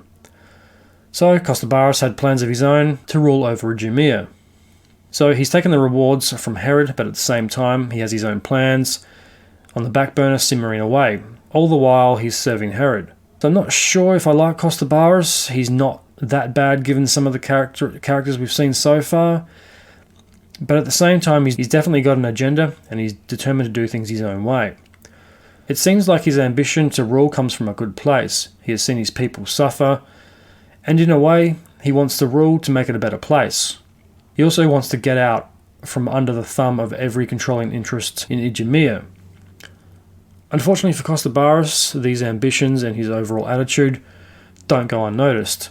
Herod picks up on his vibe, and a few red flags start to be raised around Costobarus' behaviour. Herod gave Costobarus several chances to prove himself, but there were 3 events in particular that put him on the map. The first action that roused Herod's suspicions was when Costobarus went behind Herod's back. He approached Antony and asked him to transfer the rule of Idumea to Cleopatra. Costobarus claimed that Idumea had belonged to her ancestors. During his betrayal, he also pledged his loyalty to Cleopatra. So Cleopatra asked Antony, but Antony, being a lifelong friend of Herod and his father's, unsurprisingly didn't go through with her request. So Herod finds out and he flies into a rage and tries to have Costobarus killed for his betrayal. Cypros and Salome talked Herod out of killing him, to which Herod agreed and gave Costobarus a pardon. However, the damage was well and truly done. The trust was broken. From that point on, Herod didn't trust him and kept both eyes firmly fixed on Costobarus' movements. The next transgression to send Herod's spidey senses into a spin came around 27 to 25 BC, when his sister Salome filed for divorce proceedings against Costobarus. This was a no-no at the time. Under Jewish law, women couldn't enact divorce or annulments towards a husband. But Salome was Salome and did it anyway. How did she get around this? She went to Herod and claimed that she was divorcing good old Costo out of loyalty to Herod. Given her track record and how manipulative she could be, this may or may not have been the reason behind the divorce. So she then tells Herod that her husband was planning on fleeing the country with Herod's brother Pharos. At the time, Pharos had pissed Herod off due to his refusal of a planned marriage by Herod in favour of a slave girl which he had a crush on. The third and final nail in the coffin was a pretty epic one, and came during Costobarus' time serving under Herod during the siege of Jerusalem, guarding the gates. So Salome once again spills the beans and tells Herod of her husband's actions. She tells him that Costobarus has been hiding and protecting a member of the Sons of Bava for 12 years, or Sons of Baba, however you choose to say it. So Costobarus had hid Baba and his family on his own personal estate. Some questions were asked of Costobarus, but he declined hiding them and any knowledge of the family's existence. This worked for a while, and threw those sticking their noses in his business off the scent. Eventually Herod was told about Costobarus' extracurricular activities and sent some of his boys, aka his security team, around to Costobarus' estate to see if the rumours were true. Unfortunately for Costobarus, they were. Herod's guards killed pretty much everyone who had a hand in the cover-up. Baba isn't among the dead, and there isn't much in the details of what transpired at the estate or how he might have escaped. Costobarus was executed not long afterwards, around 27 to 25 BC. That concludes the story of Costobarus, so back to Baba. There are several 1st century Jewish traditions, one of which being the Babylonian Talmud, that mention Baba, but it wasn't until much later that he is talked about in detail in the Talmud around the 4th to 8th centuries. As the story goes, Baba was the only survivor of Herod's purge of the rabbis and lawmakers. He was blinded for his troubles, but like I mentioned before, I can't find anything that says how he was blinded. I'm not sure that's the point of the story, it's just one of the details that I've become fixated on. So unfortunately there's a lot of details missing from Baba's tale. Like I mentioned before, the blinding, the killing at the estate, and the purge of the rabbis. So before Herod built the temple, he had met with Baba, who advised Herod on the temple. The pair met and conversed about Jewish laws and traditions. Herod also took the opportunity to make amends for his past sins against the rabbis and Baba. He apologizes for his ignorance and the murder of the rabbis. Herod was blinded, no pun intended, by his own ambitions, and he thought that the rabbis were a threat to his kingdom and his right to rule. He didn't know how wise and learned about many things the rabbis could be. So, another example, instead of creating allies and getting them on side with his own plans, he sees them as a threat needing to be eliminated rather than an enemy that could be turned into a friend. He should have applied some friendship building as opposed to enemy creation. They could have helped build the temple and provide him with counsel or legal advice. If Herod played the game better and was more diplomatic in his younger days, maybe he could have saved himself a lot of hassle and hatred later on when the people start to really turn against him just before he died. This is a quote from the Talmud that involves Herod and Baba. Herod then said, "I am Herod. Had I known that the rabbis were so circumspect, I should not have killed them. Now tell me what amends I can make." Baba ben Buti replied, "As you have extinguished the light of the world, as it is written, for the commandment is a light and the Torah a lamp. Go now and attend to the light of the world, as it is written, and all the nations become enlightened by it." This meeting moved Herod and inspired him to rebuild the temple in honor of the Jewish people and as a way of apologizing. It also might have been a way of absolving himself of his past sins. Baba advises Herod to rebuild the temple, and if he did this, it would make amends for his past crimes against the people of Judah. So this meeting may or may not have happened. This version of events forms the backbone of the tale in the Talmud. Did it happen? Who really knows? It seems a little poetic and a little neat to be a full historical account. However, it probably does have some historical elements and some truth to it. I'm going to read another section of historical text. I'm pretty sure it's from the Talmud or the Torah. I can't remember which because I forgot to write it down and I've lost that part of the research. So, the quote goes, "One day Herod came to visit the blind teacher, and sitting down before him, said, 'See how this wicked slave,' meaning Herod, 'acts.' Said he, This is Baba to him. What can I do to him? Said he. Curse him, sir, said he. It is written, curse not the king. No, not in thy thought. But, said Herod, he is no king. Upon which Baba said, let him be only a man of wealth. It is written. There's a lot of duality in that. Is it better to be a king or a man of wealth? What is just a man of wealth? You have a lot of material wealth and not a lot of spirituality, I'm guessing. And curse not the rich in thy bedchamber, or let him be merely a chief. It is written, curse not a ruler of thy people. But, said Herod, this is interpreted to mean a ruler that acts according to the customs of thy people. But that man does not act according to the customs of thy people, said he. I am afraid of him. To which Herod replied, there is no man here to go and tell him. For I and thou sit here alone, said he. It is written, for a bird of the air shall carry the voice, and that which hath wings shall tell the matter. Herod now disclosed himself, and said, had I known that the rabbis were so discreet, I should have not put them to death. What now can a man like me do to repair this wrong? He said. He, said Baba, he extinguished the light of the world, meaning the death of the rabbis, as it is written. For the commandment is a lamp, and the law is light. Let him busy himself with the light of the world, of which it is written, all nations shall flow unto it, said Herod. I am afraid of the Roman government. To which Baba replied, send a messenger. He will be 1 year in going to Rome. He will be detained there 1 year, and make his home voyage in 1 year. And in the meanwhile thou shalt have torn down and built. And Herod did accordingly. So that is a tale of Baba. Not sure what becomes of him. There's not a lot recorded apart from what is written in the Torah and Talmud. While researching Baba, I did find a very interesting and connected thread that led me to a rabbit hole that led me to the Esau and Edom connection. And this is another quote from, I think, the Talmud.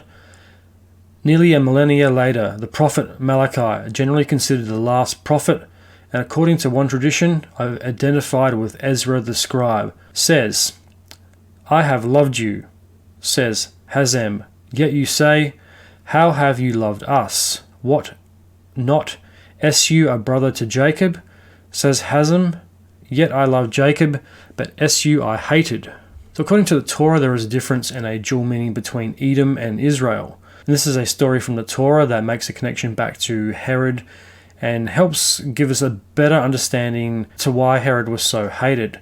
It's a very interesting connection, and I thought it was worth mentioning. So according to the Torah or the Talmud, Israel will be restored and Edom destroyed. That pretty much means Israel is still standing, but the land of Edom has been lost to history. In other words, there's two different tribes. The descendants of Israel come from Jacob, while the descendants of Edom come from Esau. So there is a dual meaning / association with the word Edom. The Edomites went the way of the dinosaurs a long time ago, before the Talmud begins to circulate. So the sages needed a new enemy to direct their grievances and anger towards. That new force was the Roman Empire. The sages make the association between Edom and Rome. So the sages made this connection, not through any genetic or ancestral link, but a spiritual one. And as the article I just read points out, Herod might be to blame for this connection between the two.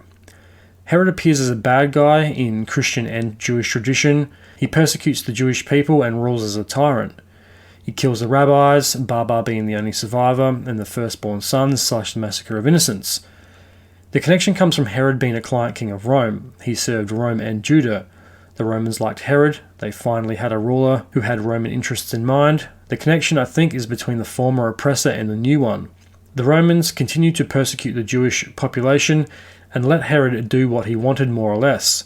And after Herod, chaos falls over the lands of Judah. The above excerpt I just read was a piece of ancient text I got off of a website called condition.King. It's a website dedicated to uncovering the truths of the Torah wisdom. So there's another connection with Herod's origins. We all know the backstory with Herod being in Idumean and the forcible conversion to Judaism by the Hasmoneans. The sages had a few different connections they could make between Herod and Esau. To make matters worse, Idumea was the Roman name of Edom, and this is more than likely the origin of the sages' association with Herod and Edom. So in other words, Herod was a pretty easy target, and it makes sense he would be the one the sages picked on. Maybe his wrath towards them was warranted, maybe it wasn't. It does give a new perspective on the conflict between Herod and the rabbis, and to the wider Jewish people. I'm seeing a very one-sided story by the sages. I don't think all this can be Herod's fault. It's very easy to point the finger and blame someone else when things aren't going your way. And when someone like Herod comes along who challenges the status quo and the established order of things, that pisses a lot of people off, especially those who have been in power for a very long time. So Herod was a symbol of the sages' hate around Jerusalem. The word Edom and Esau became code for talking behind the Romans' back. If you didn't want to get caught, it also helped pass these stories down from generation to generation. It also kept things on the down low and acted as a way to avoid the authorities. Herod was a symbol, but the Romans could be the real targets of the sages' hate. After all, they were around long before Herod and continued centuries afterward. Time to move along. There's always been one lingering question that surrounds the Second Temple. Just who designed it? That might be a little bit of a loaded question. We know the design was more or less a bigger and better version of what was already there. In saying that, who was the main architect / builder or builders? As we know, an army was needed. However, there would have been head builders or building teams, foremen. You get what I'm saying? There's a lot of people needed for this to build a temple. But at the same time, there must have been a core architect or core group of architects and builders that would have prepared and planned the overall construction. The one thing that has been neglected by history is just who is this architect of the temple. It's safe to assume that Herod had more than a few architects on his payroll. There were around 10,000 workers in the temple in total, but who was the mysterious head architect or architects? There are no records on who the architects of the temple were. The only clue we have is a stone burial ossuary of a man named Simon.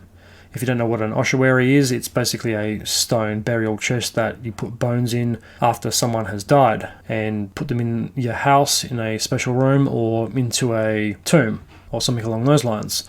The chest has an inscription on the sides of the box in Aramaic. There's no decorations or hieroglyphs around the box that give away any clues to the occupation or the life of the remains of the person inside. The inscription does give us one little clue though. It says Simon, builder of the temple. So Simon must have been important enough to mention that he was the builder of the temple, otherwise why mention it? If it is a random inscription, why carve it into an ossuary? Why waste your time? That would also probably piss off the family if you were to graffiti on the side of their burial box. The inscription is clear and neatly carved, so someone has put a lot of time and effort into it. This also brings up a lot more questions than answers. Who was Simon? And why isn't more known about him? We'll have to make a couple of assumptions. We will have to assume that Simon was one of the workers on the temple. And if the inscription is anything to go by, assuming it is correct and truthful, he was one of the architects of the temple, or at least was one of the architects involved in the project. He could have been the lead architect, or he could have been a part of an architectural team. He might have just been a builder, hence the literal name, Simon, builder of the temple. Or he might have been part of a construction team. If anything, Simon must have been a very skilled builder, and it is more than likely that he worked on the temple to some degree. It's also possible he knew Herod, whether by name and reputation only, or maybe more personally. If he was the lead architect in charge of the construction of the Second Temple, he would definitely have had some interaction with Herod at some stage. You kind of have to let your imagination run wild on that one. There's very little known about Simon the Builder, so we'll have to assume a lot about who this man was. And that brings us to the epic conclusion of King Herod the Great. So what do you think of Herod? Is he a good guy, a bad guy, a misunderstood man with a grand ambition who went about things in an unusual way? Was he just another psychotic king with megalomania who suffered from delusions of grandeur, who was so jealous and threatened by his own family that the only solution was murder? My own personal view on Herod should be explained well enough by now, but just to recap and end this series off, I think deep down he wanted to be liked by everyone and generally wanted to please those he served, despite the Bible, Torah, and most of the history books labeling him as a tyrant and a madman. Yes, I think there was an element of Herod that was mad. However, I could say that about anyone in a similar position. He may not have been the king Judah deserved, but in a way, he was the king that Judah needed. If Herod wasn't the quote-unquote client/puppet king of Rome, I think the outcome for Judah would have been much worse. Rome ruled with an iron fist, and if Herod didn't provide the balance between two opposing worlds, belief systems and cultures, more bloodshed and tyranny would have surely followed. Herod's ambitious building projects and modernization attempts of Judah kept people in work. It kept them fed and it kept them paid, in a very turbulent and volatile time in Jewish history. In the years following Herod's death and the collapse of his kingdom, under the split leadership of his sons, the Romans came in and took over, smashing and killing all in their path. No consideration was given to the laws and customs of Judah or its people. Even though there were some wrong steps and mistakes made, like the killing of the rabbis, family members, and the civil war and the transition of power from Antigonus, things would have been a whole lot worse without Herod than if the Romans didn't have a sympathetic future ruler who could be a competent leader. Herod's legacy was one that is written in stone. No one before or since is solely responsible for some of the greatest and most astounding architectural achievements of their day. Most kings of his caliber have a few great architectural achievements, but no one can hold a candle to Herod. He has more architectural achievements than pretty much anyone else. He defied nature and didn't let limitations stand in his way. In fact, he saw it as a challenge to be overcome. The biggest testament to his works is that there are a lot of sites still standing today. The ones that weren't destroyed by years of warfare and destruction have lasted the test of time. And that brings us to the end of the show and the conclusion of the epic saga of King Herod the Great. Thank you very much to everybody who listened. I hope you enjoyed it and got something out of that. I can't believe I've been researching this show since December last year. And I really can't believe that I've been talking about King Herod for over 10 months.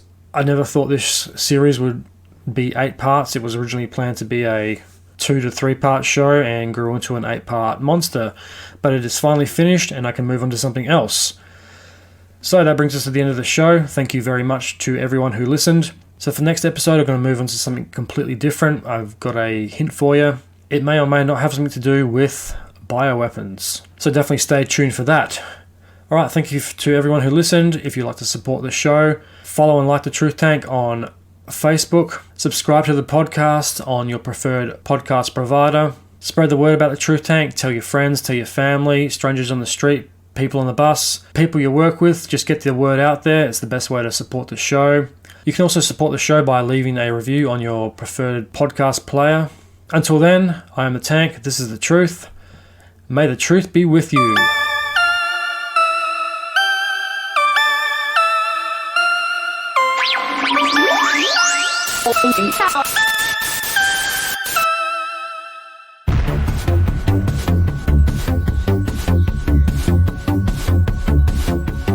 Five, 4, 3, 2, 1, 0. All engine running.